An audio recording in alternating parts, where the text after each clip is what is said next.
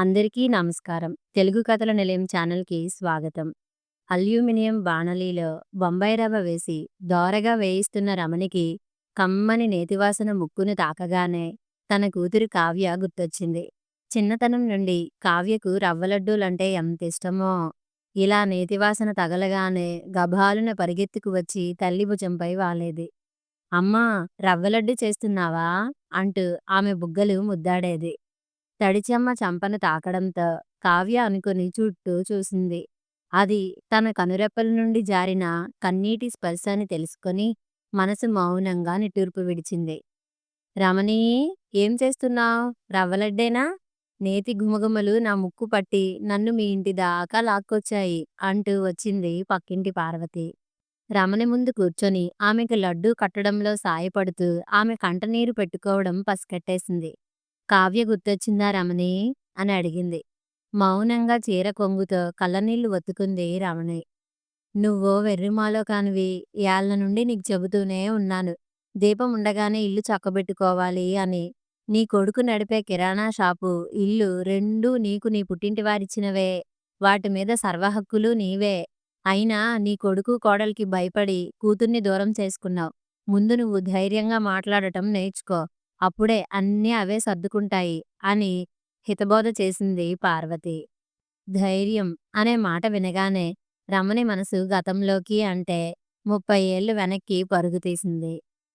అమ్మా! నేను 10వ తరగతి పాసయ్యాను అంటూ సంతోషంగా న్యూస్ పేపర్‌తో ఇంటికి పరిగెత్తుకొచ్చింది 16 ఏళ్ల రమణి.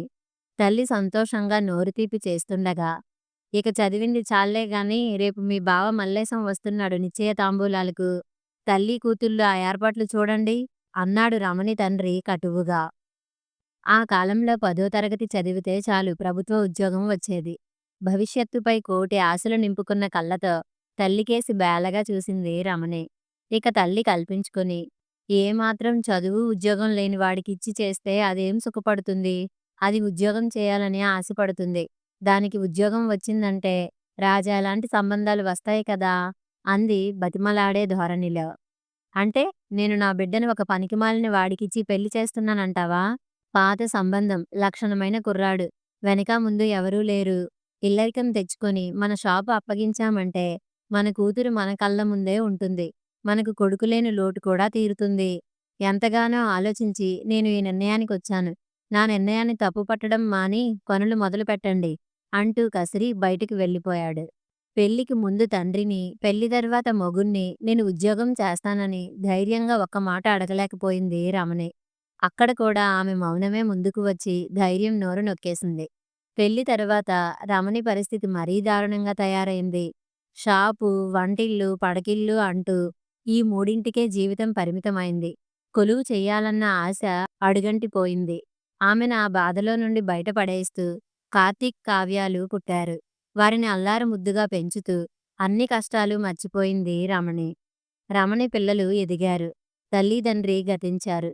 అమ్మా! నేను ఇంటర్ ఫస్ట్ క్లాస్‌లో పాసయ్యాను అని కావ్య సంతోషంతో చెప్పిన రోజు తనకిష్టమైన రవ్వలడ్డు చేసి పెట్టగలిగిందే గాని పై చదువులకు తన వంతు భరోసా ఇవ్వలేకపోయింది. మల్లేశం పెళ్లి ప్రస్తావన తెస్తే దీనంగా చూస్తున్న తన కూతుర్ని చూసి, దానికి అప్పుడే పెళ్ళేమిటండి, పై చదువులు చదువుకుంటుందట అని చెప్పే ధైర్యం కూడా చేయలేకపోయింది. అంతలోనే మల్లేశం హఠాత్తుగా గుండెపోటుతో మరణించడం, కావ్య పెళ్లి బాధ్యత అంతగా చదువుకోలేక కిరాణా షాప్ చూసుకుంటున్న ఆమె అన్న కార్తీక్‌పై పడింది. చెల్లెలికి కట్నం ఇచ్చే నెపంతో శృతి అనే అమ్మాయిని పెళ్లాడి, ఆ కట్నం డబ్బులతో చెల్లి పెళ్లి దాటించి చేతులు దులుపుకున్నాడు కార్తీక్. కావ్య భర్త రేవంత్ మంచివాడే కానీ తల్లి చేతిలో కీలుబొమ్మ. ఆ సంబంధం వద్దని చెప్పే ధైర్యం కూడా రమణి చేయలేక మూగగా రోదించింది. కావ్య పెళ్లి తర్వాత తనతో మాట్లాడే దిక్కు కూడా లేకుండా పోయింది. కొడుకు, కోడలు షాప్‌లో కూర్చొని మళ్ళీ వంటింటికే ఆమెను అంకితం చేశారు. శ్రావణ మాసం వచ్చేసింది. మంచి రోజులు. ఒడిబియ్యం పెట్టమని కావ్య అత్తగారు కబురు పంపింది. దానితో పాటు రేవంత్‌కి గోల్డ్ చైన్ పెట్టాలని కండిషన్ కూడా పెట్టింది. అన్నిటికీ సరేనని ఒప్పుకున్నాడు కార్తీక్. కానీ ఆ తర్వాత శృతి కల్పించుకొని, వాళ్ళ గొంతెమ్మ కోరికలు తీర్చాలంటే మన వల్ల అయ్యే పనేనా? బట్టలు మాత్రం మంచివి పెడదాం. గొలుసు తర్వాత అడ్జస్ట్ చేస్తామని చెబుదాం అంది. కార్తీక్ ఆమె మాటలకు గంగిరెద్దులా తలాడించాడు. అసలే కావ్య అత్త గయ్యాళిది. ఇచ్చిన మాట తప్పితే కావ్యను రాచి రంపాన పెడుతుంది. అప్పో సప్పో చేసి గొలుసు కొనిపెడదాం అని రమణి చెప్పాలనుకుంది. కానీ కోడలి నోటికి భయపడి ఆమెలో ధైర్యం చచ్చిపోయింది. కావ్య, రేవంతులకు ఒడిబియ్యం పెడుతుండగా గొలుసెక్కడా అని అడిగింది కావ్య అత్త. అత్తయ్యగారు, మాకు కాస్త టైమివ్వండి. త్వరలోనే సర్దుబాటు చేస్తాం అన్నాడు వినయంగా కార్తీక్. ఆ మాటతో కోపం నషాలానికి అంటిన ఆవిడ, ఒరే రేవంత్, పీటలపై నుండి లేవరా. పెళ్ళప్పుడే లాంఛనాల దగ్గర తండ్రి లేని పిల్ల కదా అని రాజీ పడ్డాం. ప్రతిసారి ఇలా అడుక్కోవడానికి మేము బిచ్చగాళ్ళలా కనిపిస్తున్నామా? అంత గతిలేని వారు పిల్ల పెళ్లి ఎందుకు చేశారు? మా వాడి గొంతు కోయడానికి కాకపోతే అంటూ రమణి కాళ్ళా వేళ్ళా పడుతున్నా వినకుండా పీటలపై నుండి రేవంత్‌ను తీసుకొని వెళ్ళిపోయింది. కావ్య కూడా ఏడుస్తూ వారిని వెంబడించింది.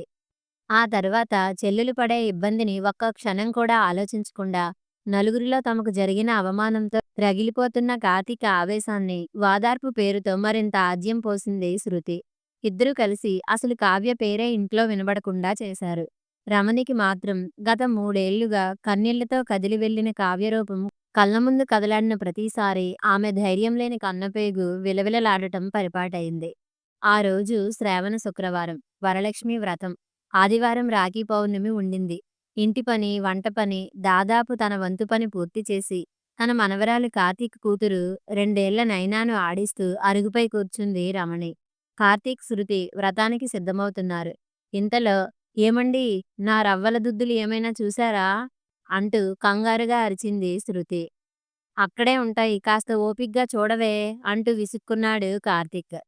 షాప్‌లో వచ్చిన రాబడిని పైసా పైసా 2 ఏళ్లుగా కూడబెట్టి కొన్నవి తులం బంగారం 30,000 పైచిలుకే. ఈరోజు పూజలో పెట్టుకుందాం అనుకున్నాను అంటూ శోకాలు మొదలుపెట్టింది శృతి. ముందు నువ్వు ఆ ఏడుపు ఆపు. ఇంట్లో దొంగలు పడితే నీ రవ్వల దుద్దులు మాత్రమే ఎత్తుకుపోరుగా.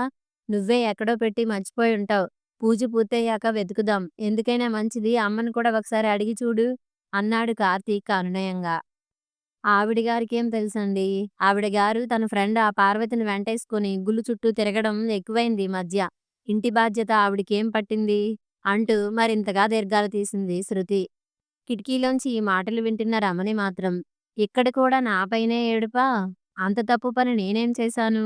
అసలు గుళ్ళకు వెళితే తప్పేంటి? కనీసం ఈ రాఖీ పౌర్ణమికైనా నా కూతురు కావ్య వచ్చి రాఖీ కడితే బాగుండునని నా మనస్సు ఆరాటపడుతుంది. వాళ్ళ గొడవలు వాళ్ళవే గాని నా బాధ మాత్రం ఎవరికీ పట్టదు.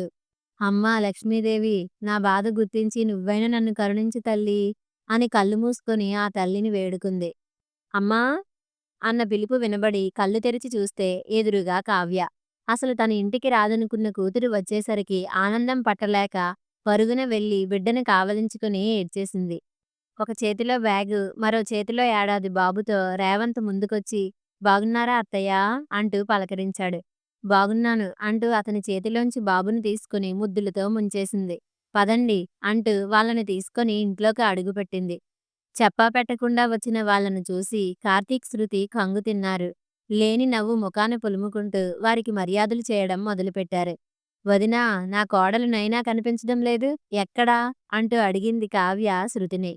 తన కూతురి గురించి కావ్యకి ఎలా తెలుసు అని మొదట శృతి ఆశ్చర్యపోయినా అంతలోనే తేరుకొని, ఇక్కడే ఉండాలి కావ్య అంటూ నైనా అని పిలుస్తూ ఇల్లంతా కలియ తిరిగింది. అప్పుడు గుర్తొచ్చింది రమణికి. కూతుర్ని చూసిన సంతోషంలో కావ్య కొడుకుని ఎత్తుకొని నైనాని అక్కడే వదిలేసి వచ్చాను అని. కంగారుగా బయటికెళ్ళి చూస్తే నైనా అరుగుపైన లేదు. అందరి గుండెలు గుభేలుమన్నాయి. ఆ చుట్టుపక్కల అరగంట వెతికితే పార్వతి ఇంట్లో ఆడుతూ నైనా కనిపించింది రమణికి. భద్రంగా తెచ్చి శృతికి ఇవ్వగానే, ఎక్కడో తప్పిపోయావని ఎంత భయపడ్డానురా తల్లీ అంటూ శృతి నైనాని కావలించుకుని వెక్కి వెక్కి ఏడ్చింది.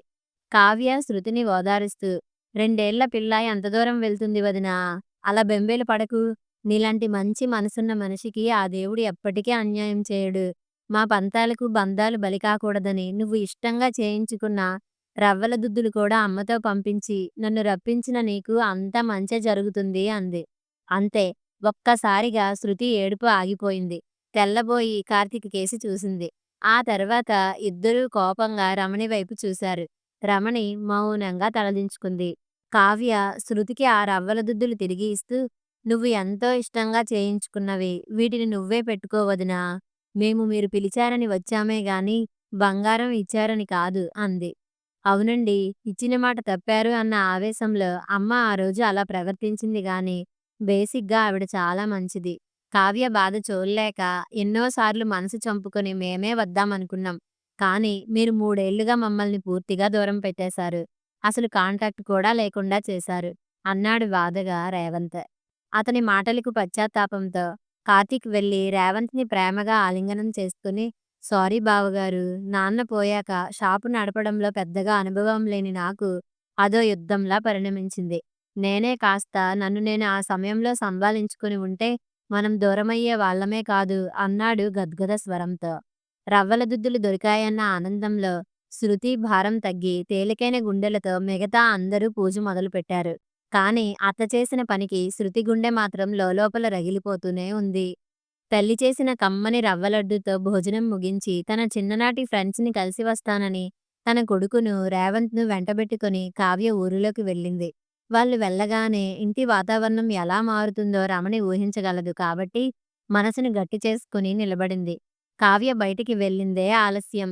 శృతి కంటి సైగతోనే "అసలు నీకు బుద్ధుందా అమ్మా? సొంత ఇంట్లో ఎవరైనా దొంగతనం చేస్తారా?" అంటూ అప్పటిదాకా అణుచుకున్న కోపాన్ని కార్తీక్ వెళ్ళగక్కేశాడు. అసలు కోడలి ఇష్టాలతో ఆవిడకి పనేముంది చెప్పండి? కూతురు సంతోషంగా ఉంటే సరి. సిగ్గు లేకుండా నలుగురిలో వాళ్ళు మనకి చేసిన అవమానం మర్చిపోయి, వాళ్ళ ఇంటికి వెళ్ళి వచ్చింది. అసలు ఇది మొదటిసారో, లేక ఇంతకు ముందు కూడా కూతురికి ఎన్ని మోసుకెళ్ళిచ్చిందో ఈవిడ. మనం షాప్‌లో బిజీ, ఆవిడ దోచుకోవడంలో బిజీ అంది వెక్కిరింపుగా శృతి. నోర్ముయ్యండి. లేదంటే ఇద్దరి చెంపలు వాయి కొడతాను అంటూ కంచు కంఠంతో గట్టిగా అరిచింది రమణి. అంతే ఒక్కసారిగా అదిరిపడి 2 అడుగులు వెనక్కి వేశారు శృతి, కార్తీక్. పుట్టి బుద్ధిరిగాక కార్తీక్ ఆమె అసలైన గొంతు అప్పుడే విన్నది. పిల్లిలా ఉండే అత్తగారు పులిలా గాండ్రించేసరికి శృతి కాళ్ళలో వణుకు మొదలైంది. సహనానికి కూడా ఓ హద్దంటూ ఉంటుంది. ఎలాగో భరిస్తున్నాను కదా అని భూదేవిని అనుకుంటున్నారేమో. అవసరమైతే కాళికాదేవిని కూడా. ఏమన్నావురా? నాకు బుద్ధి లేదా? నాకే బుద్ధుంటే నీలాంటి చవటని ఎందుకు కంటానురా? సొంత ఇంట్లో దొంగతనం అంటున్నావే, అసలు మీరు నన్ను సొంత మనిషిలా ఎప్పుడైనా చూసారా? నువ్వేమన్నావు కోడలా? నిన్నూ, కావ్యను వేరువేరుగా చూస్తున్నాననా? 3 ఏళ్లుగా నా కూతుర్ని నాకు దూరం చేసినా, అది మనసులో పెట్టుకోకుండా నీలో నా కూతుర్ని చూసుకున్నాను గాని, ఇదేంటని నోరు తెరిచి మిమ్మల్ని అడగలేదు. నీ కూతురు ఓ 30 నిమిషాలు కనిపించకపోతేనే ముల్లోకాల్ని ఏకం చేశావే! మరి నేను నా కూతురికి దూరమై 3 ఏళ్లుగా నరకం అనుభవిస్తున్నాను.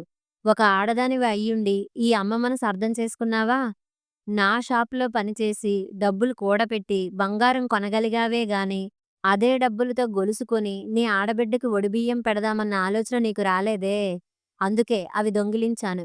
పార్వతితో కలిసి పక్కూరు బోనాలకు వెళ్తున్నామని చెప్పి కావ్య దగ్గరికి వెళ్ళాను. మీకు చెడ్డ పేరు రాకూడదని ఆ రవ్వల దుద్దులు మీరే పంపారని చెప్పాను. షాపు, ఇల్లు నా పేరు మీదే ఉన్నా నేను ఏనాడూ పనిదానిలా తప్ప యజమానిలా ఉండలేదు.